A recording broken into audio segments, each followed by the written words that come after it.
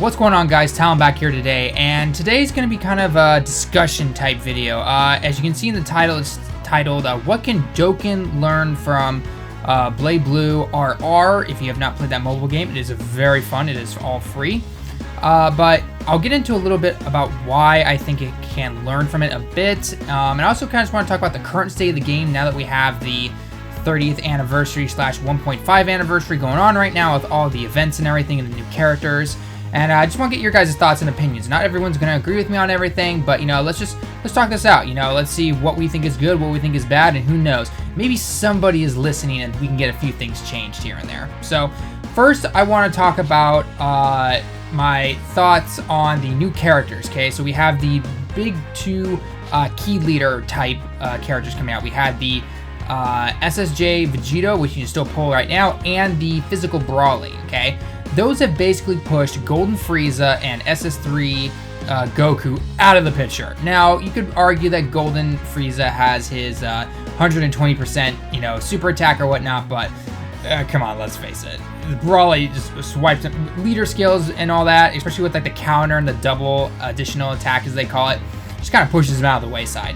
So we're already starting to see this shift where the big leader guys, the big TUR characters that we all loved and all really wanted to get are almost becoming obsolete a little bit. I mean, they're still really good, do not get me wrong, but, you know, we already have two of the new guys coming out right now. So next is going to be, you know, a strength or intelligence or, you know, tech still. And then, of course, probably by year 2, back, you know, when January comes along, we're going to be getting the new all, you know, type. You know, we have Gogeta here, which is, you know, the guy who does everything that the other ones do. But, you know, who knows what's going to come next? Is it going to be SSS4? Is it going to be SS4 Gogeta? Is it going to be, you know, who knows what it's going to be? So, with that being said, it almost makes you wonder, okay, so obviously you got to push the game forward a bit, okay?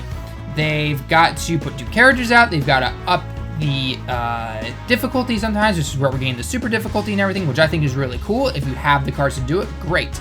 But it is starting to either A, leave your free-to-play players kind of in the wayside. I mean, if you take a look at the Brawly event right now, you can do the normal one with a free-to-play team. And when I say free-to-play, as always, I mean the cards that the game can give you, not simply by getting a lucky pull.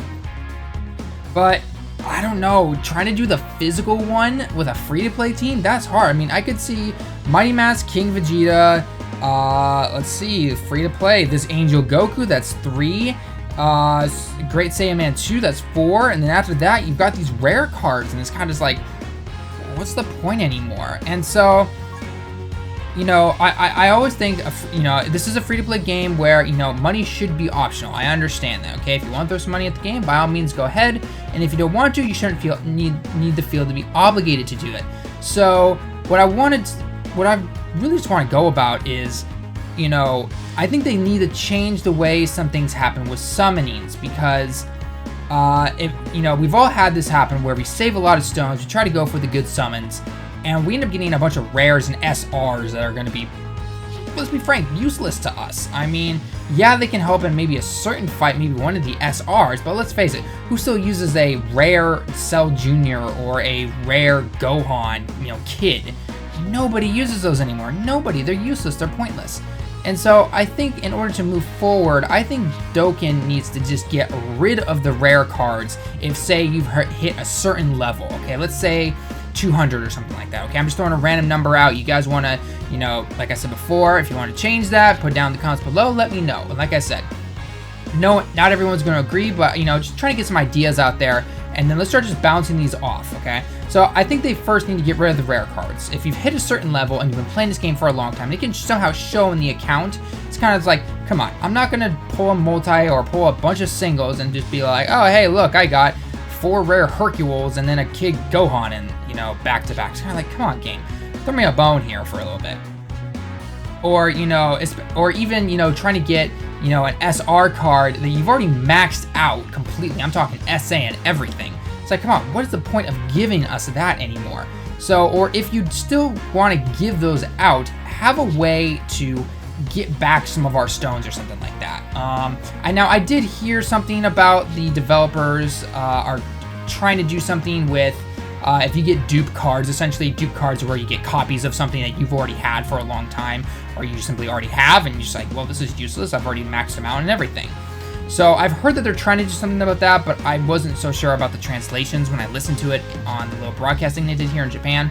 So we'll have to listen for more information on that, but hopefully they can do something about that or try to give back more stones, I think, a little bit, especially on Global. I know Global can get shafted a lot on this. I've been watching some of the videos of these Global guys trying to get Gogeta, and my pain. My heart goes out to you guys. It truly does. So, but with that being said, though, I want to quickly switch over to some gameplay here or not some gameplay, but just the screen itself of Blazblue. Now, granted, they are different games, and I completely understand that some things are not going to work, between games, but just looking at what they've done with their system and what you can do, maybe transfer some of it over to Dokkan. So let's just take a look real quick. Alright guys, so we're back here, we're in here into the Blazblue game, and so I'm going to show you both of the accounts that I have on here. You can actually join multiple servers depending on the country you're in and everything.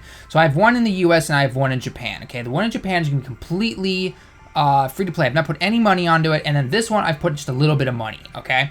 So I'm going to show you exactly what you get if you pay into it, which isn't that much, and you can still do everything I am and get every single character that is available in the game. So, like I said, this is the part where, you can't really do that with Dokkan, but just trying to take some of those ideas, I think, would be a really good idea, okay? So, what you have here is you call the VIP, essentially, okay? So, these VIP, essentially, it says, purchase this many diamonds to become VIP level 7, okay? I went to VIP 6 because I could get up to the highest character, okay? So, but every day, essentially, you can claim these little prizes, and then you use these to increase your character stats, increase, armor and everything, and which, gets into a little bit more RPG type stuff, which Dokkan isn't really about, but nonetheless, you get some really cool stuff. So in Dokkan, for example, you could get a certain type amount of Zenny every day, a certain amount of Baba points, maybe a couple training items, and then say 10 Dragon Stones or something like that, okay? And then if we go into the heroes here, okay, now I've unlocked all of them, although I haven't unlocked this person because I don't really want to right now. But this, I've been able to play you have to play the game a lot in order to get them up this high. So, but I've unlocked all the characters. Now, these two are, Ragnar here was given automatically. He's the starting character you give. And then you start unlocking everybody, through means of something like this. Either, here where you have to get draft cards and then the character Pacific cards, or you purchase it, like so here it says I'm VIP 6, you need VIP 4 in order to unlock it, and it costs this many diamonds, okay? And trust me, getting diamonds in this game is very, very easy, okay?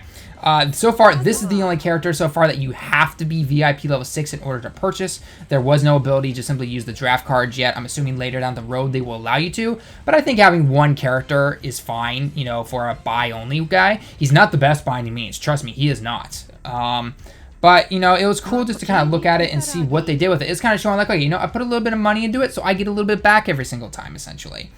And then doing this, so I sign in every day. We've got the sign-in bonuses, just like always. But it's, you get a lot of stuff through this game. And it really feels like, okay, yes, maybe I put a little bit of money into it, but I really get something back, okay? And in terms of purchasing, so if I wanted to purchase it, I purchased 2 packs, okay? I purchased about $10, $12 one right here, which I did already.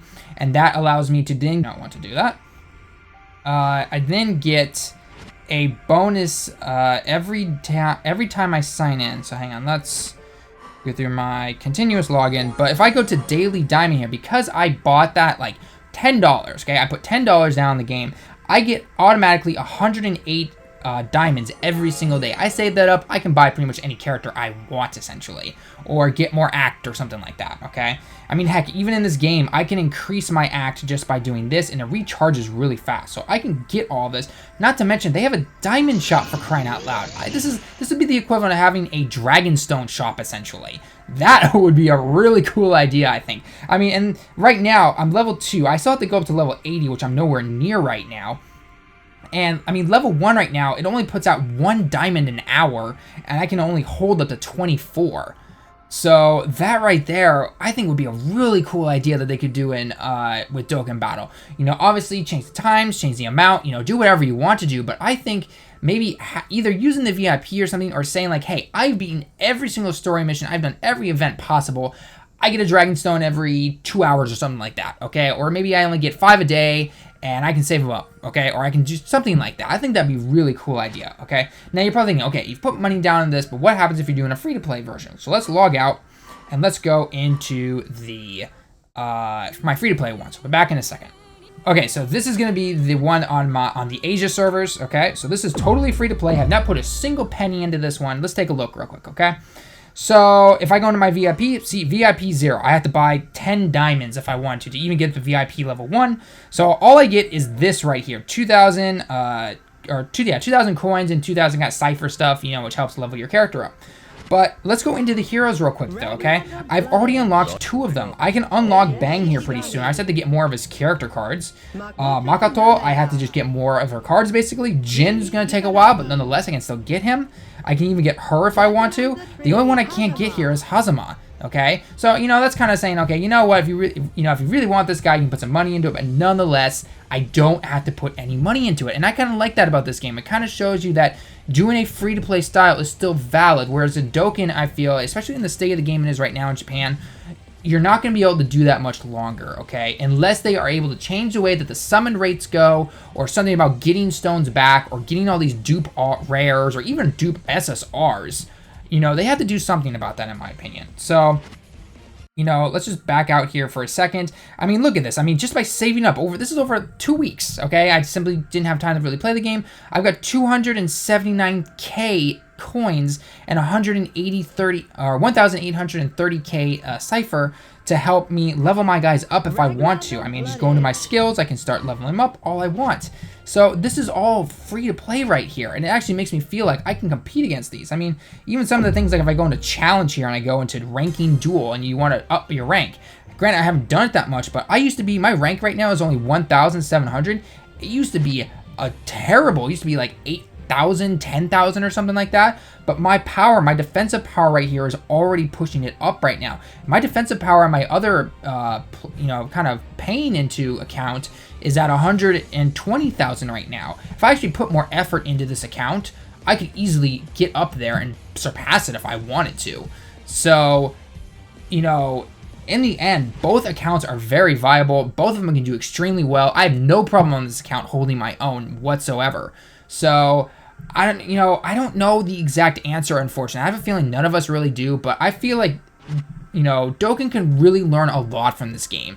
And, you know, if you really take the time to kind of look at the finer details of this game compared to Dokkan and try to just change some of the things that can be changed, I really think we could really make Dokkan into an amazing game. I mean, it's already a great game, but I can definitely tell it pisses a lot of people off sometimes. And it can definitely piss me off too, especially if you put money into it or haven't, and you've really saved your stones, and you get duped, just completely duped on some of these things. It really is quite a shame sometimes. And I'm not trying to say that everyone has to pay into it, which is, once again, I'm trying to show you, look, here is a free-to-play game that you can pay into, but you still totally do just fine without paying.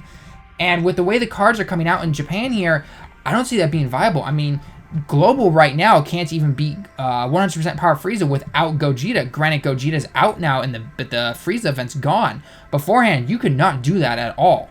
So it's going to be very hard to say. I mean, even looking at something like the Gohan event, that requires mostly Buu cards. The only free-to-play Buu card is the Tech one. No one wants to bring a Tech to an Intel fight.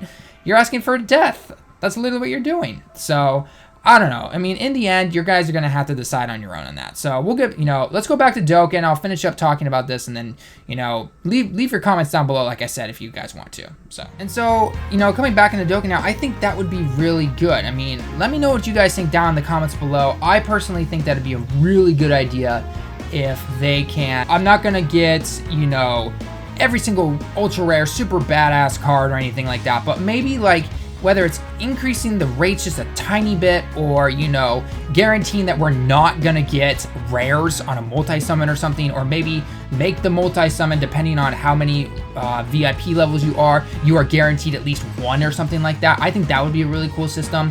It's not, you know, as much as I'd love to have the card trading aspect of it, which I still think would be really cool, I just don't think it's going to happen. So, but I think if they could really implement something smart where it's like, okay, we have shown over the course of your history that you have paid this much or something like that, then you are entitled to say, hey, 1 SSR every time you do a multi, because let's be frank, by this time you're still paying for the multi, unless you're waiting just to get the free stones for so long. And if you've done that, well then, okay, that's your choice. But I don't know, just think it'd be a really cool idea. Let me know what you guys think down in the comments below. I think it'd be an awesome idea. So, but with that said, guys, let me know what you guys think. We still have a lot of events coming up with this 30th anniversary coming up. I believe this week the tournament will start on Thursday. This is the 14th, I believe. So going for the Ultimate Gohan, try to get him if you can. I'm going to be going for it, or at least get my guaranteed SSR, which would be really good. But yeah, other than that, guys, let me know what you guys think. Once again, leave a like if you liked the video, and I'll see you in the next one.